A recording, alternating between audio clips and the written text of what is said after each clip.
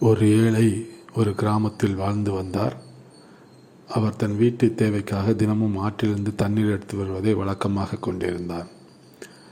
தண்ணீர் எடுத்து வர அவர் 2 பானைகளை வைத்திருந்தார்.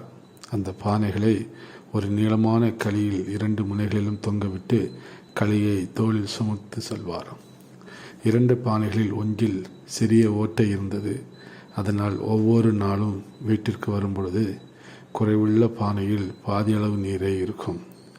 குறையில்லாத பானைக்கு தன் திறன் பற்றி பெருமை. குறைவுள்ள பானையை பார்த்து எப்பொழுதும் அதன் குறையை கிண்டலும் கேலியும் செய்து கொண்டே இருக்கும். இப்படியே 2 வருடங்கள் கடந்து விட்டன. கேலி பெருக முடியாத பானை அதன் எஜமானை பார்த்து பின்வருமாறு கேட்டது: ஐயா, என் குறையை நினைத்து நான் மிகவும் கேவலமாக உணர்கிறேன்.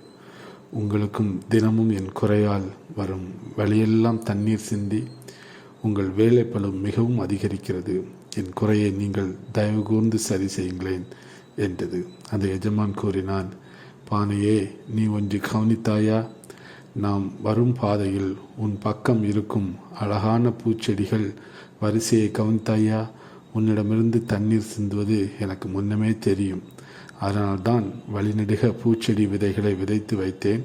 அவை தினமும் சிந்திய தண்ணீரில் 2 பெரிதாக வளர்ந்து எனக்கு தினமும் அழகான பூக்களை அளிக்கின்றன.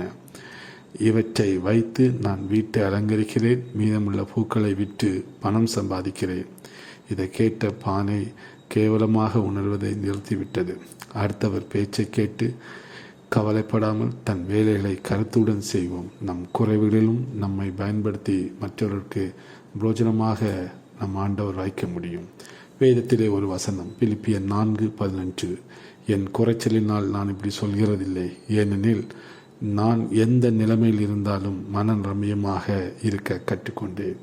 ஆம், நம் குறைவிலும் மற்றவர்களுக்கு உதவியாக இருந்து மனரம்யமாக வாழ முடியும். உலகம் நம்மை குறை சொல்லும், அதை நாம் பொருட்படுத்த வேண்டாம். கடவுள் நம்மை எல்லா சூழ்நிலைக்கும் பயன்படுத்த வல்லவராக இருக்கிறார். கர்த்தர் தாமே இந்த வார்த்தைகளை ஆசீர்வதிப்பாராக. ஆமென்.